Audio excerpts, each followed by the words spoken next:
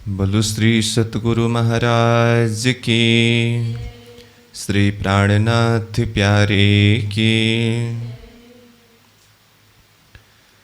नूर हिंडोलों जंजीरों कड़े खटकत नूर जुगत, ये घाये पड़ घाये नूर पड़ छंदे, नूर हर ठौरों बोले बिगत, नूर हर ठौरों बोले बिगत। भोम नवमी नूर गोख बैठक, भोम नवमी नूर नूरई, गिरदवाए नूर तखत, ये नूर बिचारे ना उड़े, हाय हाय नूर जिबड़ा बड़ा सखत, हाय हाय नूर जिबड़ा बड़ा सखत। भोम नवमी नूर नूरे। अक्षरातीत धामधनी श्रीराज जी की असीम अनुकंपा के द्वारा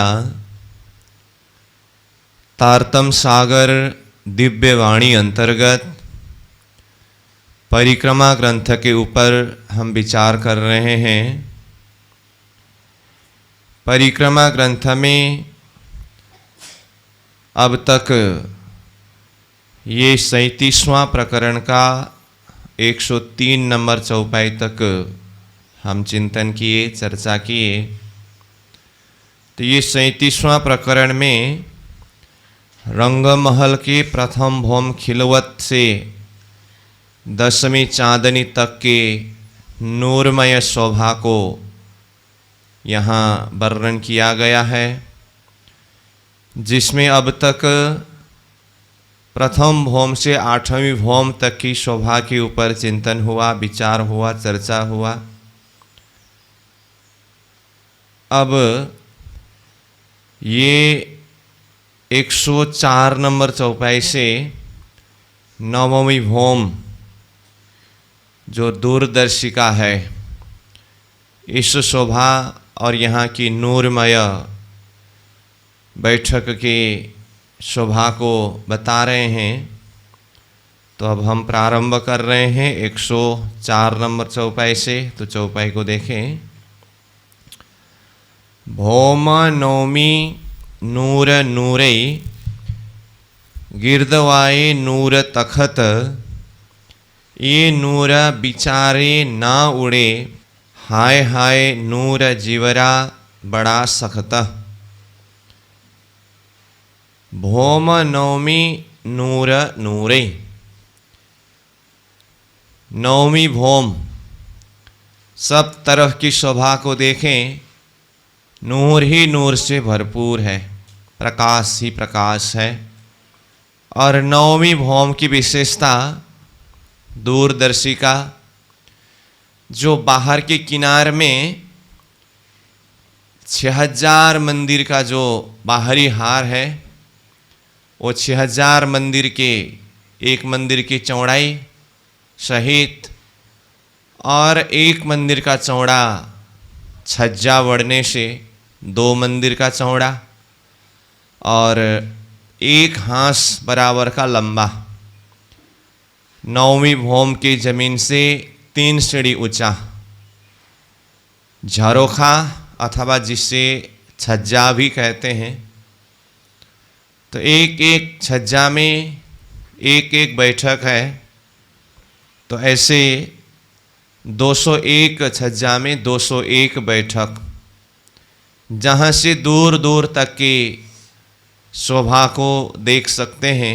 इसीलिए नवमी भौम के इस शोभा को दूरदर्शिका के नाम से बताया है। तो बाहर की तरफ गिरदवाए चारों तरफ होने से यहाँ कहा गिरदवाए नूर तखत। गिरदवाए मतलब चारों तरफ, नूरमय तखत है। तो एक एक छज्जा के एक एक बैठक में एक एक तखत है। तो इस हिसाब से देखें तो 201 पहल में 201 तखत है। तखत मतलब सिंहासन। तो प्रियतम धामधनी श्रीराज जी नूरमय तखत में विराजते हैं। तो हम सर्व सखियाँ श्रीराज जी के दाएं बाएं बैठते हैं। तो वहाँ से दूर दूर तक के दृश्य को धामधनी अपनी अंगुली की निशानी से दिखा करके वर्णन करते हुए, चर्चा करते हुए हम आत्माओं को आनंद प्रदान करते हैं। ये नूर बिचारे ना उड़े, प्राणदास जी कहते हैं ये नूरमय शोभा को, नूरमय बैठक को, वहाँ के आनंद को विचार करके, चिंतन करके भी ना उड़े। आत्मा यह शरीर से नहीं उड़ रहा है, नहीं निकल रहा है। ऐसी दिव्य शोभा, ऐसी नूरमय शोभा और ऐसे आनंद, इसको याद करते हुए, इसको विचार करते हुए भी अभी तक आत्मा यही देह में रहना, उड़ करके उसी सुख में न पहुंच जाना, ये कितने आश्चर्य की बात है। तो कहते हैं हाय हाय नूरा जीवरा बड़ा सखत। हाय हाय ये आश्चर्यवाचक शब्द है, कितने आश्चर्य है। नूर जीवरा, जीवरा मतलब ये जीवात्मा, प्राण,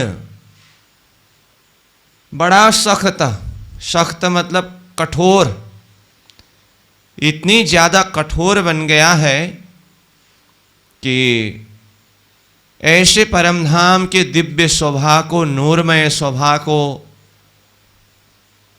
विचार करके भी, समझने के बाद भी अभी तक यही शरीर में रहना बहुत सख्त है, बहुत कठोर हुआ है। नहीं तो एक आही श्वास में ये शरीर को यहीं पर परित्याग करके परात्मा स्वरूप में जागृत होकर प्रियतम धामधनी श्रीराज जी के साथ में वो दिव्य परम धाम के सुख आनंद में उपस्थित होना चाहिए था। अगर ये बात समझे ही नहीं होते तो फिर बात अलग थी। समझा सब कुछ है, ज्ञान के द्वारा सब कुछ समझ में आया है। परमधाम के एक एक गली गली, महल, मंदिर, वहाँ की नूरमय शोभा, वहाँ की दिव्य आनंद, श्रीराज जी हमें 8 प्रहर ही किस तरह से आनंदमय लीला में ओत प्रोत कराते थे, ये सब समझने के बाद भी यही शरीर में रहना, जीव कितना सख्त हुआ है, ये बहुत आश्चर्य की बात है। फिर आगे कहते हैं इन नूरा भोम की सिफत, कही जाए ना नूर मुख इन, ये नूर मंदिर नूर झरोखे, कई नूर फिरते सिंहासन। अब वहाँ की शोभा को बता रहे हैं। फिर इन नूर भोम की सिफत, ये नौमी भोम, वैसे हर एक भोम की नूरमय शोभा सिफत को वर्णन करते आ रहे हैं, तो नौमी भोम की शोभा को बता रहे हैं। तो कहा इन नूर भोम की सिफत, ये नूरमय नौमी भोम की सिफत यानी कि महिमा, कही जाए ना नूर मुख इन, यहाँ की नूरमय शोभा और इसकी सिफत को इस मुख से कहा नहीं जा सकता है। कही जाए ना, कहा नहीं जा सकता है। नूर मुख इन्ना, नूरमय शोभा को इस मुख से। ये नूर मंदिर, नूर झरोखे, तो देखिए वहाँ नूरमय मंदिर है, और नूरमय झरोखे हैं। झरोखे कितने कहा? 201 हांस में 201 झरोखे। तो ये नूरमय झरोखे। कई नूरा फिरते सिंहासन, और फिरते कई सिंहासन कहा। तो कई सिंहासन मतलब बाहर झरोखा में ही दूरदर्शिका जो बैठक है वहीं पर देखे तो जैसे कि कहा एक एक झरोखा में एक एक सिंहासन है, तो 201 झरोखा में 201 सिंहासन है, उसको कई नूर फिरती सिंहासन कहा। ये तो हुआ बाहर के किनार के झरोखा के सिंहासन। अब भीतर जाकर के मंदिर में, हवेली में, सब तरफ स्थित सिंहासन को अगर देखे तो अगणित है, उसका कोई हिसाब ही नहीं है। जहाँ कहीं भी सिंहासन है, सिंहासन नूरमय है, प्रकाशमय है, तेजोमय है। ये मंदिर झरोखे नूर एक कई फिरती नूर पड़साल, तो कहो नूर रोशन की जो होवे नूर इन मिसाल। ये मंदिर झरोखे नूर एक कई, चाहे मंदिर की शोभा को देखिए, चाहे झरोखा की शोभा को देखिए, सब में एक नूर भरपूर है। फिरती नूर पड़साल, फिरती पड़साल जहाँ कहीं भी है, ये झरोखा रूप पड़साल जो चारों तरफ फिर करके आया है वो भी नूरमय है। तो कहो नूर रोशन की जो होवे नूर इन मिसाल, तब कहा जा सकता अथवा तब कहो इस नूरमय रोशनाई की शोभा जो कि होवे नूर इन मिसाल। मिसाल मतलब उसके लिए कोई नमूना, मिसाल शब्द का अर्थ नमूना अथवा उदाहरण अथवा दृष्टांत।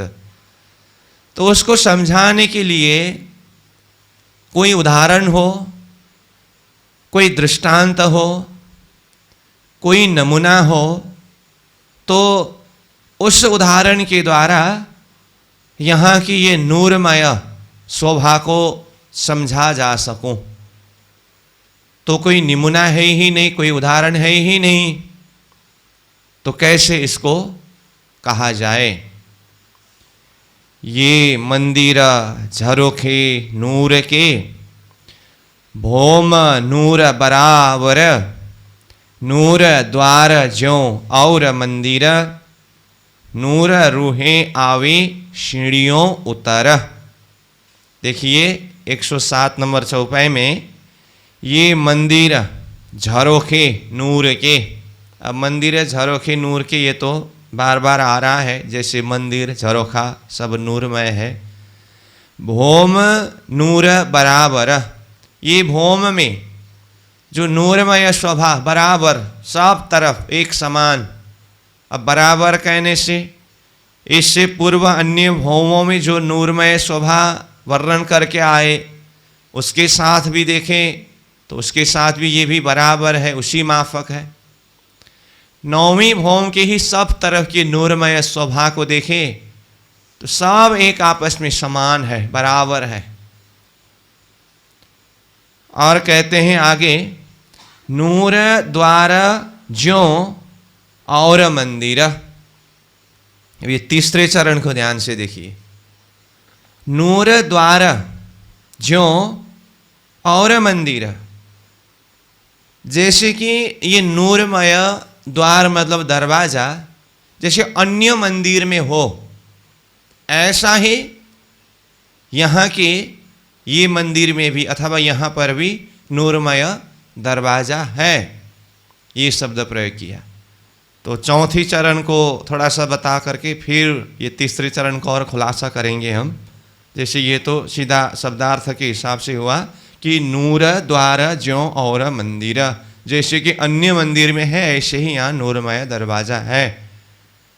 चौथी चरण को देखिए पहले। नूर रूहें आवे सीढ़ियों उतर। तो यहाँ क्या शब्द आया? नूरमय सखियां आवे आते हैं सीढ़ियों से उतर, मतलब उतर करके। तब नौवीं भौम के प्रसंग में सीढ़ी से उतरना, ये कहाँ की बात है? तो ये सीढ़ी को समझने से चौथी चरण में आया हुआ जो सीढ़ियों उतर, इसको जब हम समझेंगे तो तीसरे चरण में आया हुआ ज्यों और मंदिर द्वार, जैसे कि अन्य मंदिर की तरह ही दरवाजा। तो ये कहाँ की बात है? नौवीं भौम में बाहरी किनार में 6000 मंदिर के जो बाहरी हार है, वो बाहरी हार मंदिर के भीतरी दीवाल को देखिए। भीतरी दीवाल ज्यों का त्यों है। ज्यों का त्यों है कहने का मतलब जैसे प्रथम भौम से लेकर के 8वीं भौम तक के सर्व मंदिरों के भीतरी दीवाल अथवा मंदिर की दीवाल है, 9वीं भौम के बाहरी 6000 मंदिर का भीतरी दीवाल भी ज्यों का त्यों ही है। मतलब दीवाल के जगह में दीवाल ही है, दरवाजा के जगह में दरवाजा ही है। फर्क केवल 9वीं भौम की जमीन से 3 सीढ़ी ऊपर चढ़ा है ये मंदिर। तो 3 सीढ़ी ऊपर चढ़ा है तो फिर स्वतः दरवाजा के सामने में चांदा और चांदा के दाएं बाएं 3-3 सीढ़ी। जैसे कि तीसरी भौम में जो दरवाजा का हांस 10 मंदिर तीसरी भौम की जमीन से 3 सीढ़ी ऊंचा चढ़ा था, तो दहलान के दाएं बाएं का 3-3 6 मंदिर के ही सामने भीतरी तरफ दरवाजा के सामने में चांदा और दोनों तरफ सीढ़ी आया था। ऐसे ही 9वीं भौम में लेकिन पूरा चारों तरफ 6000 मंदिर में ही। तो इसका अर्थ क्या हुआ? भीतरी दीवाल को देखने से दरवाजा मंदिर दीवाल जैसा का तैसा ही है, सिर्फ 3 सीढ़ी ऊपर चढ़ने से वो चांदा और सीढ़ी भीतर से दिखाई देता है। लेकिन जैसे हम भीतरी दीवाल के दरवाजा से मंदिर के भीतर, अब अन्य भौम के हिसाब से कहे तो मंदिर के भीतर प्रवेश करना, ये शब्द प्रयोग करना होता है ना, तो गए तो 9वीं भौम में बाहरी दीवाल और संधि की दीवाल न आने से वहाँ पर खुला जगह झरोखा का रूप बन गया है। तो बाहरी दीवाल के जगह से और एक मंदिर का चौड़ा छज्जा बढ़ने से वो 2 मंदिर का चौड़ा हुआ। तो इस अर्थ में कहे तो अब देखिए नूर द्वार ज्यों और मंदिर, तो ये 9वीं भौम के 6000 मंदिर के बाहरी हार के भीतरी दीवाल और दरवाजा को देखें तो वहाँ पर नूरमय दरवाजा जैसे अन्य मंदिरों में है, मतलब अन्य भौमों में जैसा है यहाँ भी वैसा ही है। तो ये भीतरी दीवाल का दरवाजा। अब वो दरवाजा से भीतर तरफ आकर के देखें तो सामने में चांदा और दाएं बाएं 3-3 सीढ़ियाँ उतरे हैं। इसीलिए नूर रूहें आवे सीढ़ियों उतारा। कहाँ से सीढ़ियों उतारा? जिस दरवाजा का वर्णन अभी हुआ अन्य मंदिर की तरह ही दरवाजा है करके, तो उस दरवाजा से मतलब भीतरी दीवाल के दरवाजा से आकर के सीढ़ियाँ उतरी है। तो पहले चांदा लग करके दोनों तरफ सीढ़ी उतरी है। तो ये 7 नंबर चौपाई इस तरह से समझना होगा। और चलते हैं 8 नंबर में। हर हासों हक नूर बैठक, हर हासों नूर तखत, हक हादी रूहें नूर मिलावा, हर हासों नूर न्यामत। अब फिर बाहर जैसे कहा ना, वो एक मंदिर बाहरी हार मंदिर का जगह और एक मंदिर का चौड़ा छज्जा बड़ा है और हर एक एक हांस में एक एक झरोखा अथवा बैठक बना है। तो कहा हर हासों हक नूर बैठक। हर हास में हक श्रीराज जी के नूरमय बैठक है। हर हासों नूर तखत, हर एक हास में एक एक नूरमय तखत यानी कि सिंहासन है। तो हर हास में हक हादी रूहें नूर मिलावा। तो हक का हादी रूहें श्रीराज जी, श्यामा जी और सखियों की नूरमय मिलावा। मिलावा मतलब बैठक, बैठक बैठते हैं। हर हासों नूर न्यामत, तो हर हासों में नूरमय। अब न्यामत मतलब संपत्ति। तो उस बैठक में बैठ करके सारा 25 पक्ष परम धाम की शोभा जो भी देखते हैं ना, तो 25 पक्ष परम धाम ही ये न्यामत है, संपत्ति है, खजाना है। इसलिए हर हास में बैठने से ये न्यामत रूप, अपनी खजाना रूप ये सारी शोभा दर्शन होता है। नूर थंब गली देखिए, जानो नूर मंदिर द्वार। माहे मंदिरा झरोखे नूर एकई, हर बैठक नूर विस्तार। अब वहाँ नूरमय थंब को देखिए, गली को देखिए। वैसे थंब गली कहने से देखे तो वो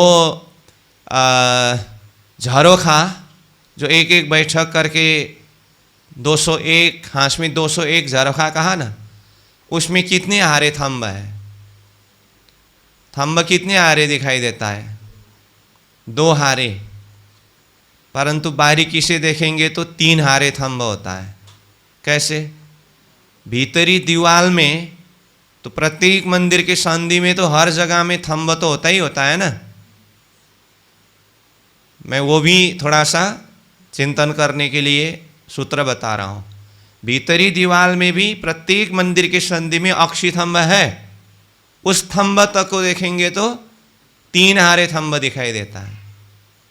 और खुला थंब देखें तो 2 हार थंब। 1 हार थंब बाहरी हार दीवाल के जगह में, और 1 हार थंब जो एक मंदिर छज्जा बढ़ करके किनार में। तो 2 हार थंब, खुली थंब चारों तरफ घेर करके आया है। अब यहीं पर अगर गली भी देखना हो, एक थंब से दूसरे थंब के हार के बीच में गली होता है कि नहीं होता है? इस दृष्टि से देखें तो यही झरोखा में फिरते जो झरोखा आया है ना, इसमें कितने गली बनते हैं? 2 गली। तो यही झरोखा के ही बैठक में बोल रहा हूं मैं, थंब गली। और भीतर जाने से तो जहां जहां भी मंदिर हवेलियों के बीच बीच में थंब है, गली है, सब तरफ व्यापक है। तो कहा नूर थंब गली देखिए, नूरमय थंब को देखिए, गली को देखिए, बाहर का भी और भीतर का भी, सब तरफ का। जानो नूर मंदिर द्वार, जानो मानो सब तरफ ये नूरमय मंदिर का दरवाजा।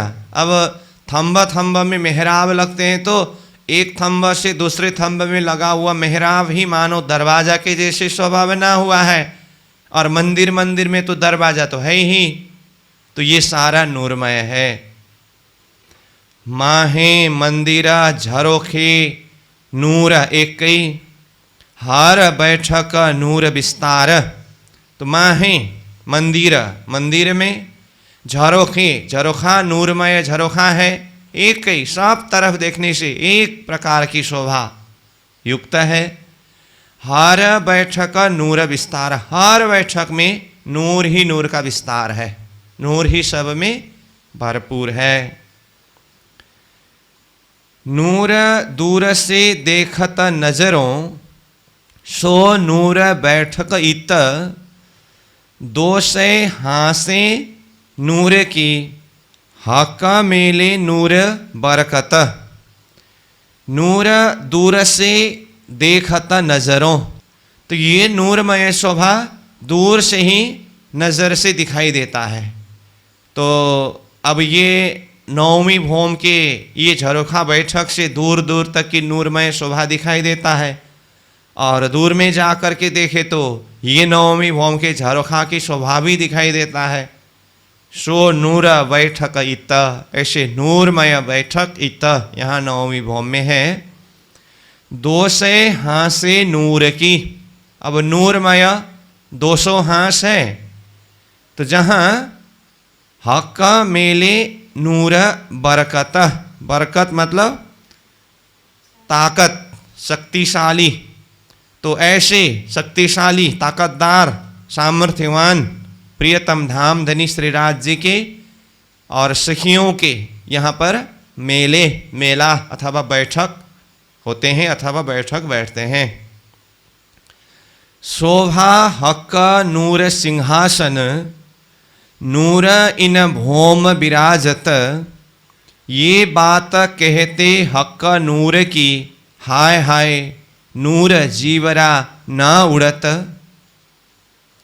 शोभा हक नूर सिंहासन, तो यहाँ पर हक के नूरमय सिंहासन और वहाँ धनी विराजते हैं, फिर चारों तरफ सखियाँ बैठते हैं।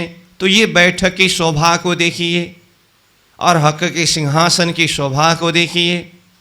नूरा इन भौम विराजत, इस भौम में ऐसे नूरमय शोभा अथवा नूरमय बैठक विराजते हैं, बैठते हैं। ये बात कहते हक नूर की, ऐसे हक के नूर की बातें कहते हुए, हाय हाय नूर जीवरा ना उड़त, ये जीवड़ा न उड़त, ये शरीर से, यह देह से, ये जीवरा जीवात्मा सुरता नहीं उड़ रहा है। ये बहुत आश्चर्य की बात है, हाय हाय। तो ये पहले भी ये भाव आया, 104 नंबर चौपाई में भी चौथे चरण में यही शब्द आया कि हाय हाय नूर जीवड़ा बड़ा सखत। ऐसे नूरमय शोभा को दर्शन करने से, विचार करने से भी ये शरीर से जीवात्मा नहीं निकल रहा है, तो ये जीवात्मा कितना सख्त है, कितना कठोर, कठिन, ढीठ होकर के बैठे हैं। तो फिर यही भाव 111 नंबर चौपाई के चौथे चरण में भी आया कि हाय हाय नूर जीवरा ना उड़त। ये नूरमय शोभा को दर्शन करने से भी ये जीवात्मा नहीं उड़ रहा है, कितना सख्त होकर के बैठा है। और नूर मोहल कई अंदर, सो नूर बड़ो विस्तार, कई नूर भांत बीध जुगते, नूर अलेखे बेशुमार। और नूर मोहल कई अंदर, अंदर, अब ये तो किनार के झरोखा की बात हुई, तो नवमी भौम के अंदर देखें तो सब तरफ नूरमय महल मंदिर है। सो नूर बड़ो विस्तार, वो नूरमय शोभा नवमी भौम के भीतर चारों तरफ बहुत विस्तार वाला है। कई नूर भांत विध जुगते, कई प्रकार के युक्ति से सुसज्जित नूरमय शोभा है। विध मतलब प्रकार, जुगते मतलब युक्ति, कई भांति कई प्रकार के नूरमय शोभा है। नूर अलेखे बेशुमार, ये नूरमय शोभा अलेखे है, जो लिखने में नहीं आता है, बेशुमार मतलब जो शुमार में नहीं आता है। नवे भौम नूर वर्णन, नूर क्यों कहूँ ख्वाब जो आए, ये नूर हक हुकूम कहे, ना तो नूर आवे ना शब्द माहे। नवे भौम नूर वर्णन, नवे भौम कहने से नवमी भौम अथवा प्रथम भौम से लेकर के नवम भौम तक की सारी शोभा। नूर क्यों कहूँ ख्वाब जुआए, इस ख्वाब जुआ यानी कि झूठी देह के झूठी जुआ के द्वारा ये नौ भौम की शोभा किस तरह से वर्णन करूं। ये नूर हक हुकूम कहे, ये नूरमय शोभा जितने भी शब्दों के द्वारा वर्णन हुआ, तो ये किसने किया वर्णन? हक के हुकूम ने, श्रीराज जी के ही हुक्म के द्वारा ये वर्णन हुआ है। ये नूर हक हुकूम कहे, ना तो नूर आवे न शब्द माहे, ना तो मतलब नहीं तो, नहीं तो मतलब अगर हक की हुक्म के द्वारा ही इस शोभा को वर्णन नहीं किए होते तो इस जुआ के बल में यहाँ की नूरमय शोभा एक शब्द में भी नहीं आने वाला है, मतलब एक शब्द भी उच्चारण होना संभव नहीं है। तो जो कुछ भी कहा ये हक के हुक्म के द्वारा कहा। अरस नूर जरा जुआ कहे, अरस मता नूर अपार, सो नूर वर्णन क्यों हो वही, जिन नूर को न कहूँ शुमार। अरस नूर जरा जुआ कहे, परम धाम के नूर थोड़ा सा भी इस जुआ से जो भी कहा। अरस मता नूर अपार, अरस की मता तो अपार है, उसमें से जरा थोड़ा सा एक कण भर, एक अंश भर इस जुआ के बल से हक के हुक्म को लेकर के जितना कहा, परंतु ये अपरंपार है। अरस मता नूर अपार, अरस की नूरमय मता संपत्ति खजाना वैभव अपार अपरंपार है। सो नूर वर्णन क्यों हो वही, उस संपूर्ण अपरंपार नूरमय शोभा का वर्णन कैसे हो सकता है। जिन नूर को न कहूँ शुमार, जिस नूर के अथवा जिस नूरमय शोभा के कहीं भी किसी भी तरह से शुमार ही नहीं है, हिसाब में ही नहीं आ सकता है, शब्द में ही नहीं आ सकता है, तो फिर उसको शब्द में वर्णन किस तरह से करूं। तो इस तरह से ये चौपाई नंबर 104 से लेकर 114 तक में नौवीं भौम के शोभा और वहाँ की नूर इसको चिंतन कराए। अब आगे 115 नंबर चौपाई से दशमी भौम अथवा दशमी चांदनी ये शोभा चिंतन कराने जा रहे हैं। तो कहा दशमी भौम नूर चांदनी। तो अब देखिए चौपाई 115 को दशमी भौम अथवा चांदनी शोभा प्रारंभ कर रहे हैं।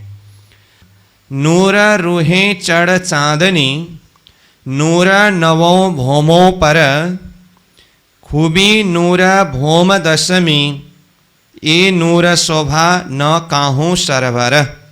नूर रूहे चढ़ चांदनी, नूरमय रूहें सखियाँ अब नूरमय चांदनी में चढ़ करके देखें। दशमी चांदनी नूर नवों भौमों पर, नूरमय नौ भौमों से परे ऊपर ये दशमी चांदनी है।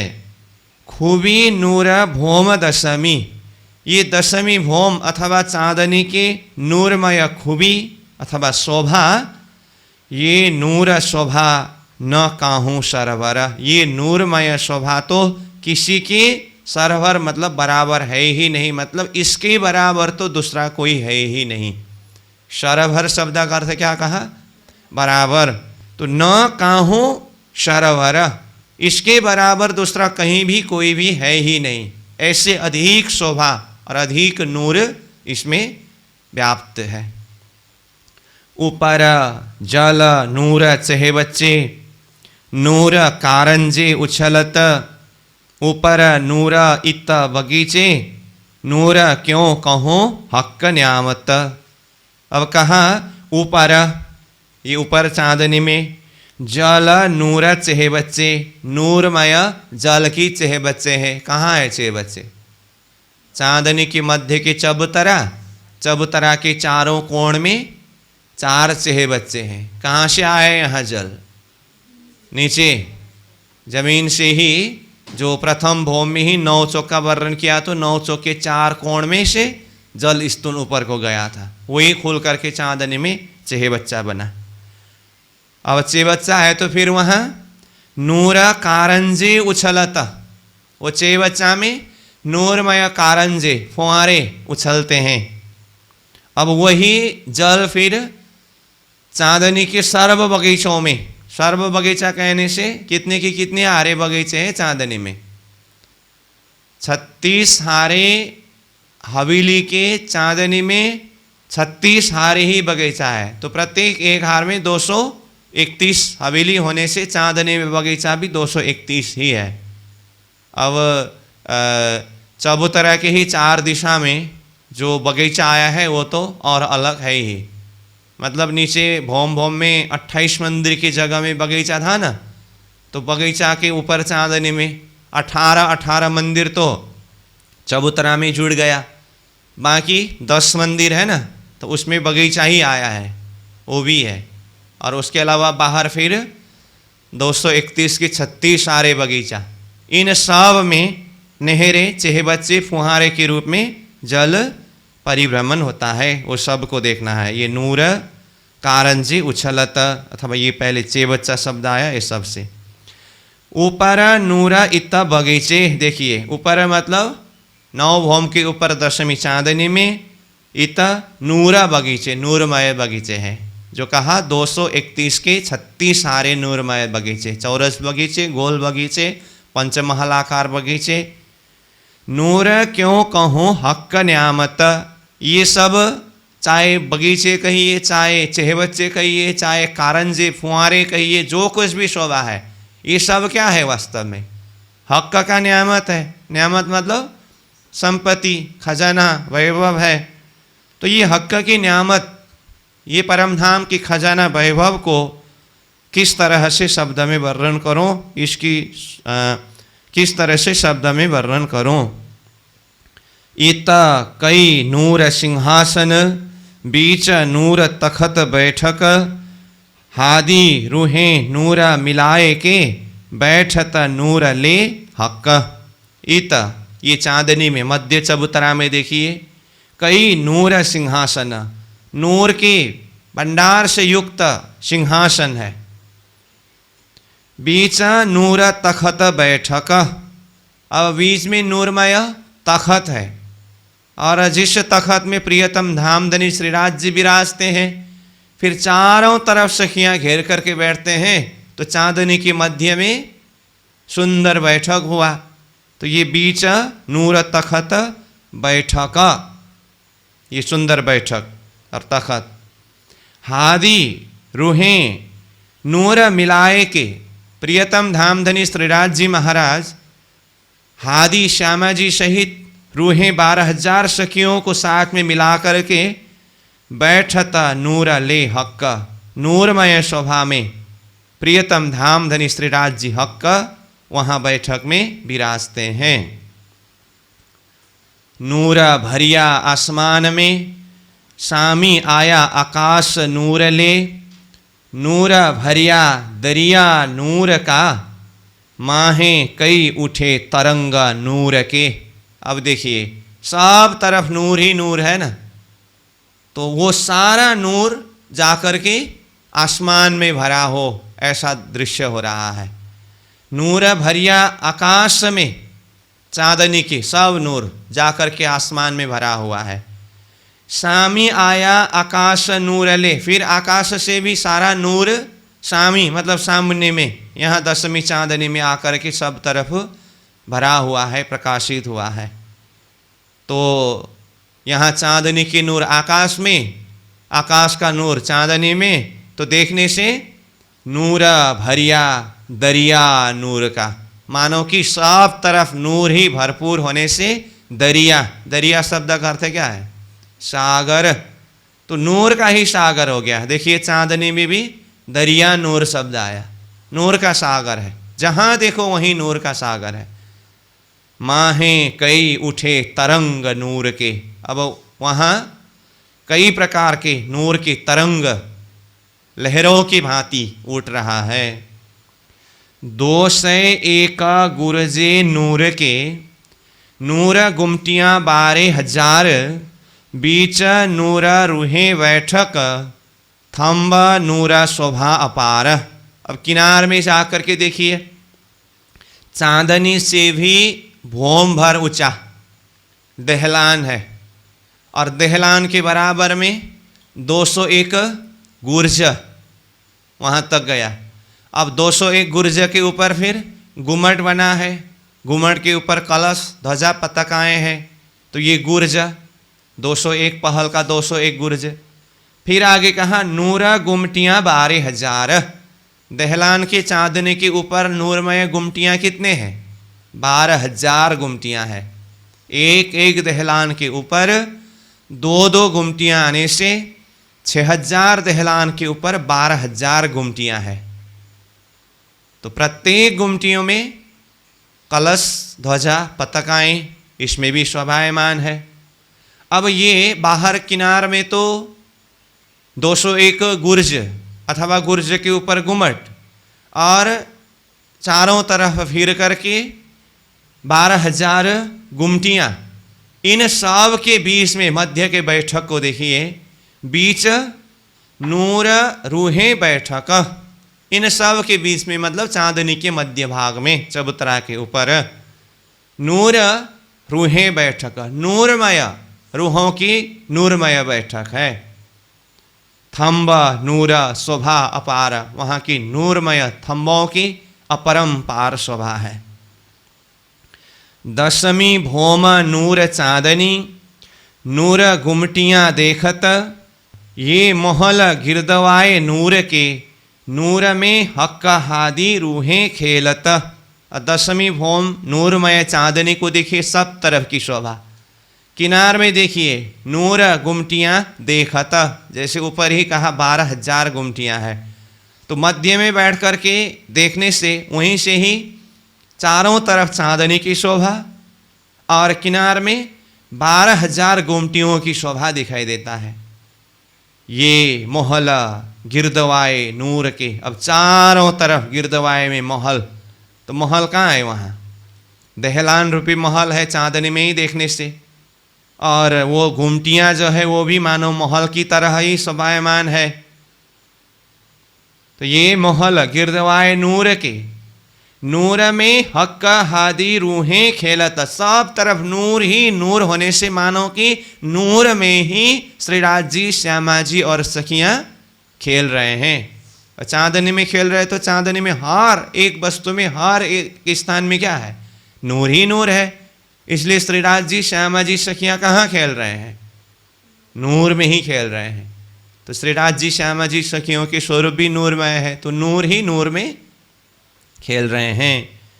तो कहा नूर में हक्का हादी रूहें खेलत, नूर गुरज हासों पर, बीच कांगरी नूर किनार, बीच बीच बेरखे नूर के, मोजे आवत नूर झलकार। नूर गुरज हासों पर, प्रत्येक हास में संधि में एक एक गुर्जा है कि नहीं? तो नूरमय गुर्ज। अब एक गुर्ज से दूसरे गुर्ज अथवा एक गुर्ज से दूसरा गुर्ज कहने से तो अब गुर्ज तो 30 मंदिर के अंतर में है, परंतु प्रत्येक मंदिर के अंतर में ऊपर दोनों तरफ किनार में कंगूरे हैं। ये पहले भी आया था कंगूरे। तो वो एक कंगूरे से दूसरे कंगूरे तक किनार में दोनों तरफ कांगरी है। तो इस तरह से देखें तो गुर्ज से गुर्ज तक दोनों तरफ किनार में कांगरी की शोभा है। तो ये बता रहे हैं, देखिए नूर गुर्ज हासों पर, बीच दोनों गुर्ज के बीच में किनार में कांगरी नूर किनार, नूरमय कांगरी दहलान के ऊपर किनार में दोनों तरफ शोभायमान है। बीच बीच बेरखे नूर के, बीच बीच में नूरमय ध्वजा पताकाएँ हैं। तो कहाँ है ध्वजा पताकाएँ? जितने भी गुर्ज के ऊपर गुम्मट बना है, गुम्मट के ऊपर के कलश के ऊपर ध्वजा पताकाएँ हैं। और 12,000 गुमटियाँ कहा तो उसके ऊपर भी, कलश के ऊपर ध्वजा पताकाएँ हैं। और बाकी क्या कहा? कंगूरे, कंगूरों की संख्या कितने हैं? 6,000 मंदिर के, अथवा चांदनी की भाषा से कहो तो 6,000 दहलान के ऊपर प्रत्येक संधि में एक एक कंगूरे आने से एक तरफ किनार में 6,000, तो दोनों तरफ के किनार के देखने से 12,000 होना चाहिए। लेकिन बाहरी तरफ 201 गुर्ज, 201 मंदिर के संधि में आने से 12,000 में 201 कंगोरे कम होते हैं, वैसे बारीकी हिसाब से देखें तो। सर्व कंगोरों में भी ध्वजा पताकाएं हैं, तो इसलिए वो सब गुम्मट के, गुमटियों के, कंगूरों के सब के ऊपर देखिए बीच बीच बेरखे नूर के नूरमय ध्वजा पताकाएं हैं। मौजे आवत नूर झलकार, मौजे मतलब आनंद मस्ती, आवत मतलब आता है नूर झलकार, इस नूरमय झलकार रूपेण इस शोभा को देखने से, दर्शन करने से अथवा यहाँ पर लीला विहार करने से मौजे आवत मस्ती आनंद आता है। इता शोभिता नूर कांगरी और शोभिता नूर कलश, ये कलश कांगरी नूर के, शोभिता नूर पर नूर सरस, ये शोभिता नूर कांगरी। अब किनार में नूरमय कांगरी की शोभा बताया, तो ये कांगरी की शोभा को देखिए। और शोभिता नूर कलश, और साथ में नूरमय कलश शोभायमान है। तो कलश कहाँ कहाँ है ये बताया, जैसे ध्वजा पताका को बताने के लिए पहले कलश को बताए, तो फिर से कहूँ तो गुम्मट, गुमटियाँ, कंगूरे, ये सब के ऊपर कलश और उसके ऊपर ध्वजा। तो और शोभित नूर कलश, नूरमय कलश सुशोभित है। ये कलश कांगरी नूर के, जितने भी कलश है, जितने भी कांगरी है, सब नूरमय है। शोभित नूर पर नूर सरस, नूर के ऊपर नूर सुंदर रूप से शोभायमान है। सरस मतलब सुंदर, आनंददायी। दसों दिशा नूर नूर में, नूरे नूर खेलत, नूर उठे बैठे नूर में, नूर नूरे में चलत। दसों दिशा जहाँ देखे वहाँ नूर ही नूर है। अब नूरे नूरा खेलत, नूर में नूर खेल रहे हैं, तो खेलने का स्थान भी नूरमय है और खेलने वाले सखियाँ भी नूरमय है, इसीलिए नूरे नूरा, नूर में ही नूर खेल रहे हैं।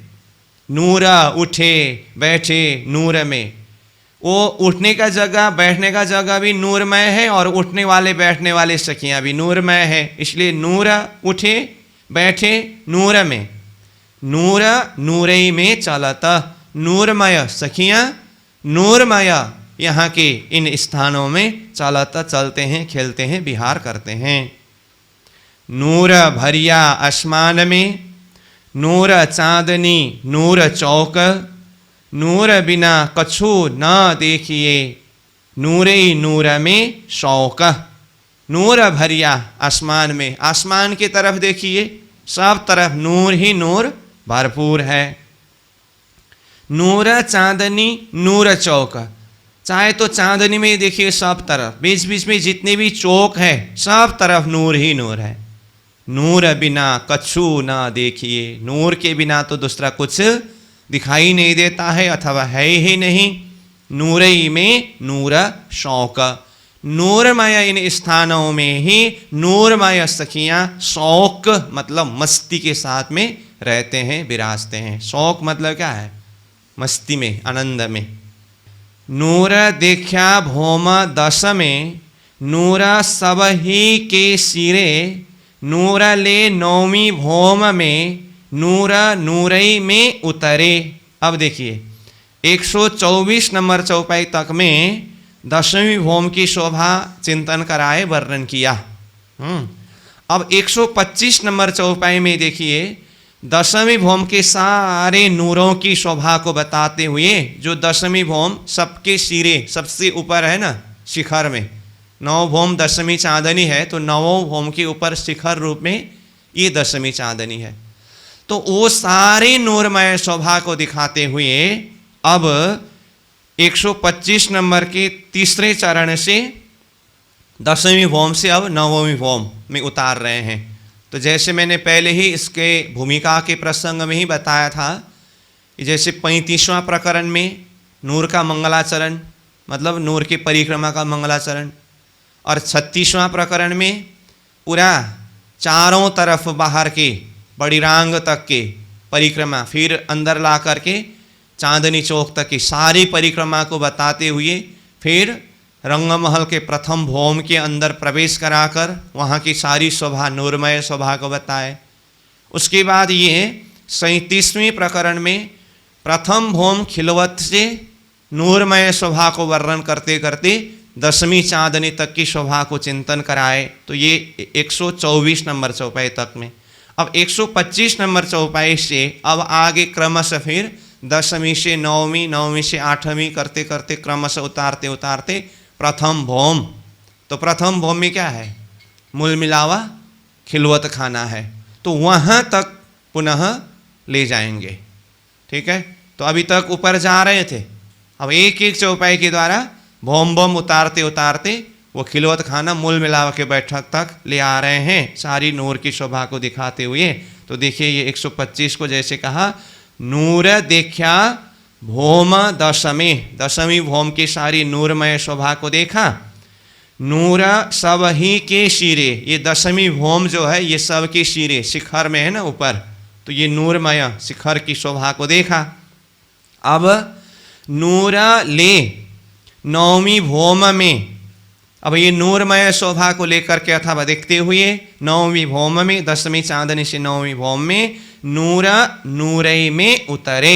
नूरमय सखियाँ अथवा नूरमय भौम से मतलब 10वीं चांदनी से नूरई में नूरमय 9वीं भौम में उतरे।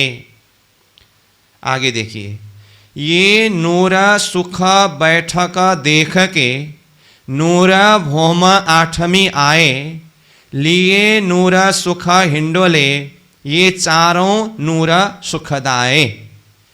ये नूरा सुख बैठक देख के, कहाँ का?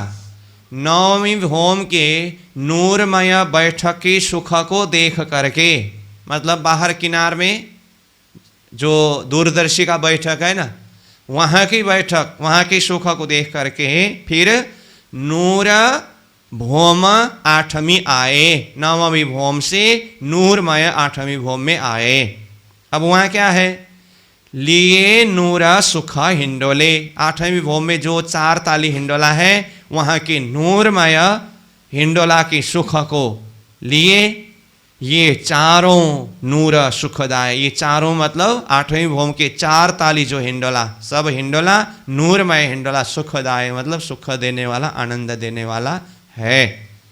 अब आगे देखिए, फिर आए नूर भौम सुख 7वीं, नूर सुख हिंडोले दोए दोए, ये सुख नूर रूहे बिना, नूर सुख लेवे जो होवे कोए। तो 8वीं भौम से फिर 7वीं भौम में आए, तो कहा आए नूर भौम सुख 7वीं, 8वीं भौम से नूरमय 7वीं भौम के सुख में आए अथवा 7वीं भौम में आए। वहाँ क्या है?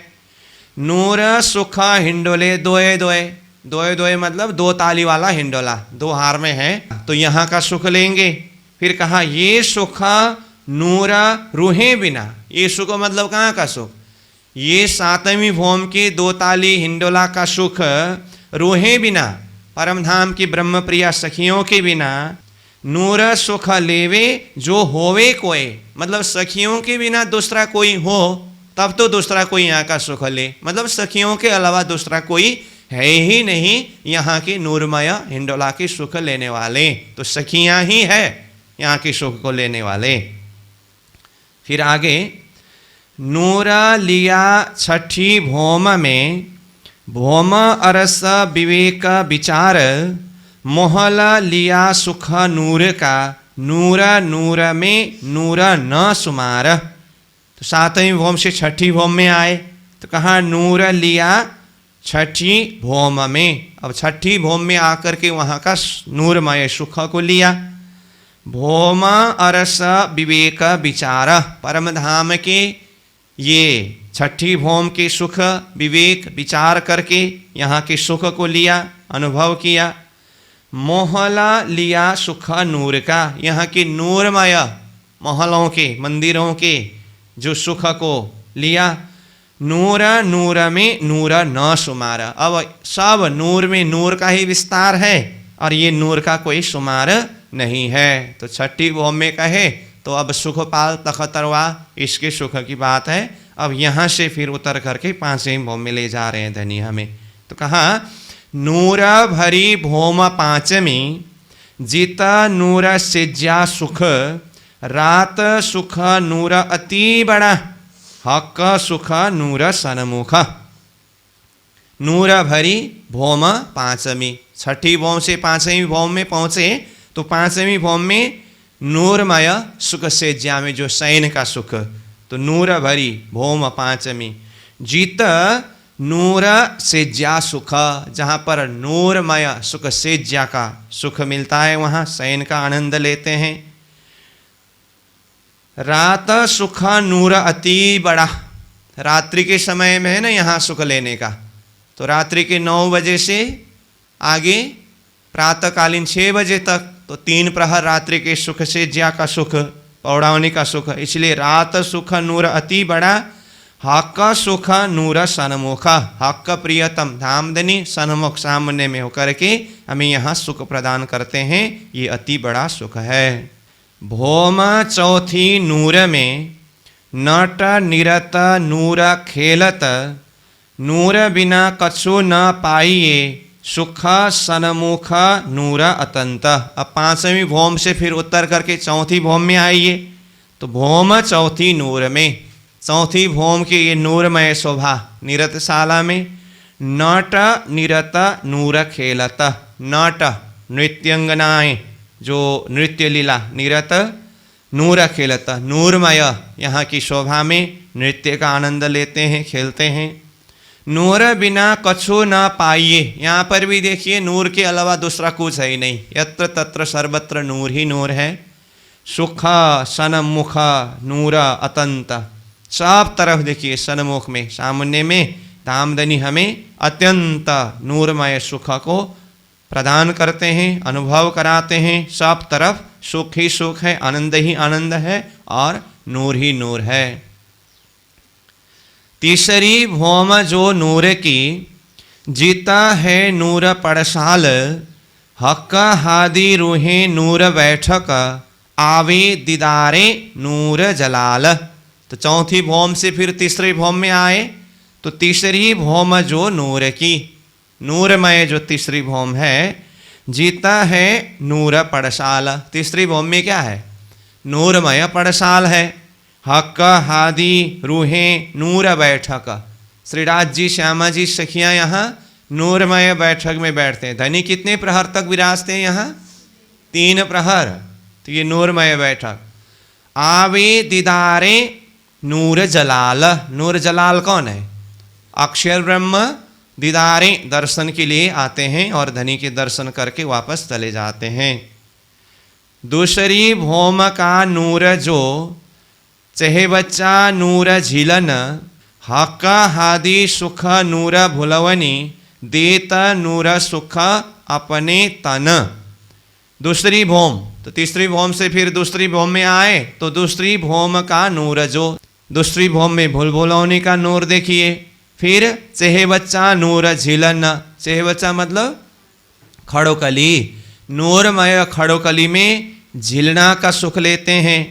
हक हादी सुख नूर भुलवनी, हक श्रीराज जी हादी श्यामा जी के साथ में ये नूरमय भुलवनी में हम सुख लेते हैं, तो देते नूर सुख अपने तन। प्रियतम धामधनी हम आत्माओं को यहाँ भुलवनी में अथवा खड़ोकलनी में झिलने का सुख आनंद प्रदान करते हैं, अपने तन मतलब अपने ही अंग स्वरूप सखियों को। नूर द्वार सुख पहली भौमे सुख अब्बल भौम नूर पूर फिरता सुख सब नूर में मध्य नूर नूर नूर। तो दूसरी भौम से फिर कहाँ पहुँचे? प्रथम भौम में। तो देखिए नूर द्वार सुख पहली भौम, तो नूरमय दरवाजा प्रथम भौम में देखिए। सुख अव्वल भौम नूर पूरा, प्रथम भौम में, अव्वल मतलब शुरू का, प्रथम भौम के सब तरफ देखिए नूर का ही पूर है, नूर का ही भंडार है सब तरफ, और वो सुख का भंडार है। फिरता सुख सब नूर में, सब तरफ फिर करके देखिए प्रथम भौम की शोभा को। और मध्य में देखिए, मध्य में क्या है? मध्य मतलब मूल मिलावा के बैठक जहाँ पर विद्यमान है। अब मध्य कहने से तो मध्य में तो 9 चौक है, परंतु प्रथम भौम में मध्य शब्द से खिलवत खाना मूल मिलावा की शोभा को देखना होगा। वहाँ पर तो नूर नूर नूर, सब नूरमय है। सखियाँ नूरमय है, श्यामा जी नूरमय है, राज्जी नूरमय है, सब नूरमय है वहाँ। इता नूरा खिलवता हक की, रूहे नूरा मोमिनो न्यामत, नूर मेला मूल मोमिनो, बीच हक का नूर तखत। देखिए घुमाते फिराते आपको कहाँ पहुँचा दिए धनी? मूल मिलावा में, बैठक में, तखत में धाम धनी श्री राज जी विराजमान है। तो इता मतलब कित, रंगमहल के प्रथम भौम, बीच के बैठक, खिलवत खाना मूल मिलावा। नूर खिलवत हक का, हक प्रियतम धाम धनी श्री राज जी के ये खिलवत एकांत मूल मिलावा का बैठक है। रूहे नूर मोमिनो न्यामत, ये मूल मिलावा का बैठक। और मूल मिलाव में विराजे हुए प्रियतम धाम धनी ही मोमिनो सखियों की न्यामत, धन संपत्ति खजाना वैभव सब कुछ है। राज्य ही तो सब कुछ है ना सखियों के, तो राज्य कहाँ है? मूल मिलाव के बैठक खिलवत खाना में है। नूर मेला मूल मोमिनो, यही बैठक में मोमिनो ब्रह्म सृष्टि सखियों के मूल मेला, मूल मिलावा का बैठक है, नूरमय बैठक। और इस बैठक में बीच हक का नूर तखत, मध्य में प्रियतम धाम धनी की नूरमय तखत है। नूरमय तखत है तो धनी कहाँ विराजे हैं? नूरमय तखत में ही विराजे हैं। तो नूरमय तखत है का मतलब मध्य में नूरमय तखत में जुगल स्वरूप धाम धनी श्री राज जी श्यामा जी विराजे हुए हैं। हक हादी रूहे नूर ठौर, हक जात नूर वाहिदत, कहे महमत नूर बिलंद में, ये अपनी नूर कयामत। हक श्री राज जी, हादी श्यामा जी, रूहे 12,000 सखियाँ, नूर ठौरा, ये नूरमय ठौरा मूल मिलावा के बैठक में विराजमान है। हक जात नूर वाहिदत, ये हक हादी रूहे सब मिला करके क्या है? हक जात है। हक जात कहने से श्री राज जी श्यामा जी सखियाँ सब समूह हक जात, हक के जाति। नूर वाहिदत, ये सब यहाँ वाहिदत अद्वैत है, एक दिली है। कहे महामत नूर बिलंद में, ऐसे बिलंद महान श्रेष्ठ ये परम धाम मूल मिलावा में महामती कहते हैं ये अपनी नूर क्यामत, ये मूल मिलावा नूर बिलंद खिलवत खाना ही अपनी आत्माओं की अपनी नूर, नूर मतलब नूरमय, कयामत, क्यामत शब्द का अर्थ क्या है? आत्मा जागृति। तो ये ही जागृत होने का स्थान है। क्यामत का अर्थ आत्मा जागृति, मतलब यहाँ ये मूल मिलावा ही हमारा जागृत होने का स्थान है। मतलब यहाँ मूल मिलावा में ही जागृत होना है। तो परात्मा स्वरूप कहाँ है? मूल मिलावा में। तो धनी से मिलना है तो पहले क्या करना चाहिए? परात्मा से मिलना चाहिए। तो यही मूल मिलावा को वर्णन किया। इन विध साथ जी जागिए, बताए देवरे जीवन, श्याम श्यामा जी साथ जी, जित बैठे चौक वतन, सूरत एक राखियो, मूल मिलावे माही, श्याम श्यामा जी साथ जी, तले भोम बैठे हैं जाही। तो पूरा आगे वर्णन करते हुए अंत में कहा मूल मिलावा के बैठक में जो हमारा मूल स्वरूप है जिसे परात्मा कहते हैं, वो परात्मा में उठ करके प्रियतम धाम धनी के साथ में विलास करना है। जो मूल स्वरूप है अपना, जाको कहिए परात्म, सो परात्म लेके विलसिए संग खसम। तो वो परात्मा को लेना मतलब परात्मा में जागना।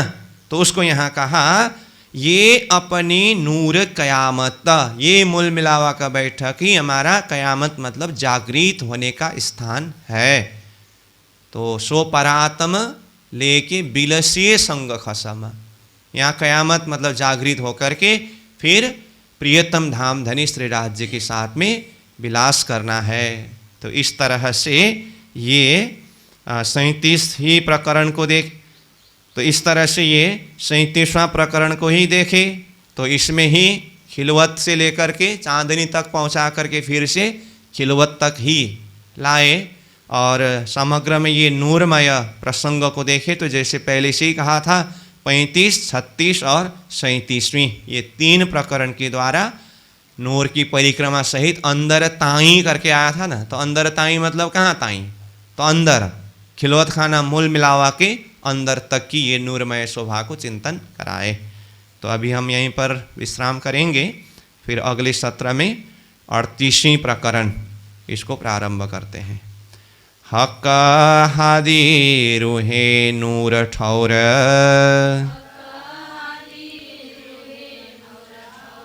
हक जात नूर वाहिदत,